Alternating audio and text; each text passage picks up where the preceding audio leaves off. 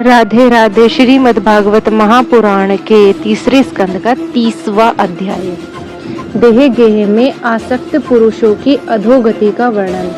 कपिल देव जी कहते हैं, माताजी, जिस प्रकार वायु के द्वारा उड़ाया जाने वाला मेघ समूह उसके बल को नहीं जानता, उसी प्रकार जीव भी बलवान काल की प्रेरणा से भिन्न भिन्न अवस्थाओं तथा योनियों में भ्रमण करता रहता है, किंतु उसके प्रबल पराक्रम को नहीं जानता।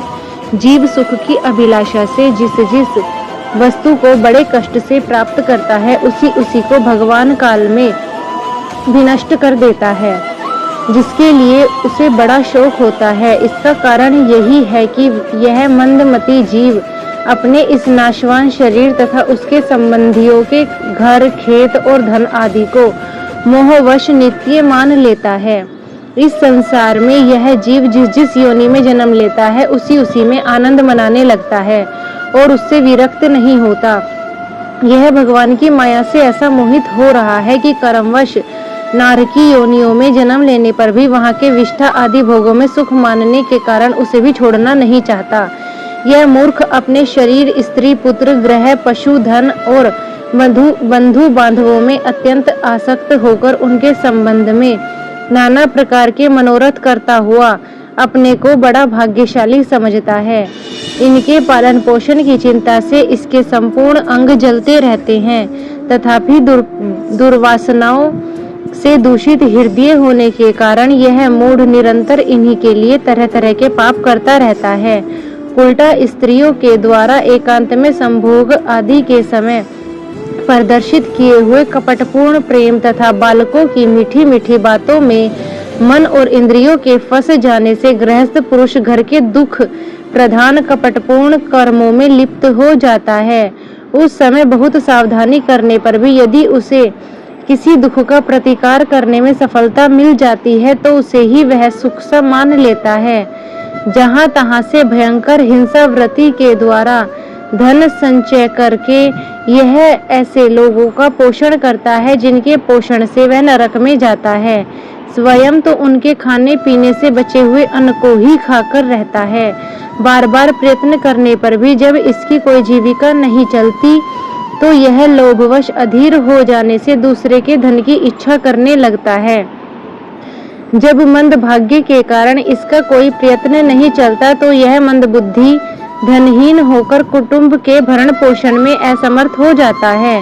तब अत्यंत दीन और चिंतातुर होकर लंबी लंबी सांसें छोड़ने लगता है।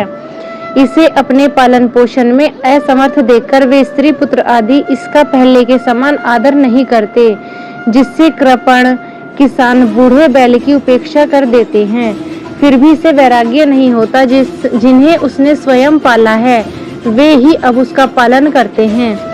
वृद्धावस्था के कारण इसका रूप बिगड़ जाता है, शरीर रोगी हो जाता है, अग्नि मंद पड़ जाती है, भोजन और पुरुषार्थ दोनों ही कम हो जाते हैं। वह मरणोन्मुख होकर घर में पड़ा रहता है और कुत्ते की भांति स्त्री पुत्र आदि के अपमान पूर्वक दिए हुए टुकड़ों को खाकर जीवन निर्वाह करता है। मृत्यु के समय निकट आने पर वायु के उत्क्रमण से इसकी पुतलियां चढ़ जाती हैं। श्वास प्रश्वास की नलिकाएं कफ से रुक जाती हैं। खांसने और सांस लेने में भी इसे बड़ा कष्ट होता है और कफ बढ़ जाने के कारण कंठ में गुड़गुड़ाहट होने लगती है। यह अपने शोकातुर बंधु बांधवों से घिरा पड़ा रहता है और मृत्यु पाश से वशीभूत हो जाने से उनके बुलाने पर भी नहीं बोल सकता। इस प्रकार जो मूढ़ पुरुष इंद्रियों को न जीतकर निरंतर कुटुंब पोषण में ही लगा रहता है, वह रोते हुए सब जनों के बीच अत्यंत वेदना से अचेत होकर मृत्यु को प्राप्त होता है। इस अवसर पर उसे लेने के लिए अति भयंकर और रोषयुक्त नेत्रों वाले जो 2 यमदूत आते हैं, उन्हें देखकर वह भय के कारण मलमूत्र कर देता है। वे यमदूत उसे यातना देह में डाल देते हैं और फिर जिस प्रकार सिपाही किसी अपराधी को ले जाते हैं, उसी प्रकार उसके गले में रस्सी बांधकर बलात्कार से यमलोक की लंबी यात्रा में उसे ले जाते हैं। उनकी घुड़कियों से उसका हृदय फटने लगता है और शरीर कांपने लगता है। मार्ग में उसे कुत्ते नोचते हैं। उस समय उस अपने पापों को याद करके वह व्याकुल हो उठता है। भूख प्यास उसे बेचैन कर देती है तथा घाम, दावानल और लुओं से वह तप जाता है। ऐसी अवस्था में जल और विश्राम स्थान से रहित उस तप्त बालू का मय मार्ग में जब उसे एक पग आगे बढ़ने की भी शक्ति नहीं रहती, यमदूत उसकी पीठ पर कोड़े बरसाते हैं। तब बड़े कष्ट से उसे चलना ही पड़ता है।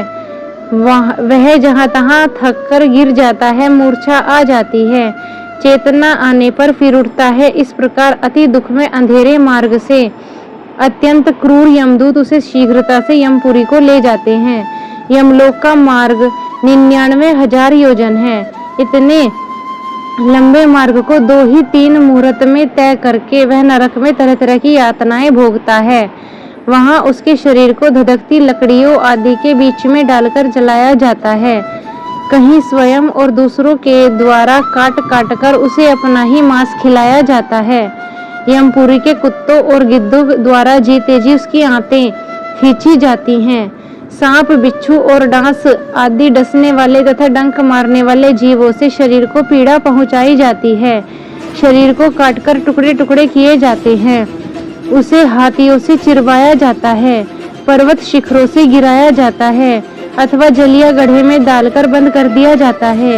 ये सब यातनाएं तथा इसी प्रकार तामिश्र, अंधतामिश्र और रौरव आदि नरकों में और भी अनेकों यंत्रणाएं स्त्री हो या पुरुष हो उस जीव को पारस्परिक संसर्ग से होने वाले पाप के कारण भोगनी पड़ती हैं।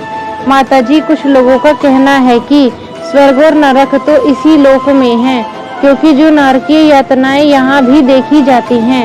इस प्रकार अनेक कष्ट भोगकर अपने कुटुंब का ही पालन करने वाला अथवा केवल अपना ही पेट भरने वाला पुरुष उन कुटुंब और शरीर दोनों को यहीं छोड़कर मरने के बाद अपने किए हुए पापों का ऐसा फल भोगता है। अपने इस शरीर को यहीं छोड़कर प्राणियों से द्रोह करके एकत्रित किए हुए पाप रूप पाथेय को साथ लेकर वह अकेला ही नरक में जाता है। मनुष्य अपने कुटुंब का पेट पालने में जो अन्याय करता है, उसका दैव विहित कुफल वह नरक में जाकर भोगता है। उस समय वह ऐसा व्याकुल होता है मानो उसका सर्वस्व लुट गया हो। जो पुरुष निरी पाप की कमाई से ही अपने परिवार का पालन करने में व्यस्त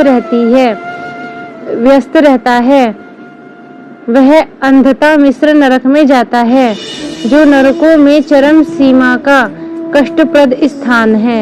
मनुष्य जन्म मिलने के पूर्व जितनी भी यातनाएं हैं तथा शूकर, कुकर आदि योनियों के जितने भी कष्ट हैं, उन सबको क्रम से भोग कर शुद्ध हो जाने पर वह फिर मनुष्य योनि में जन्म लेता है।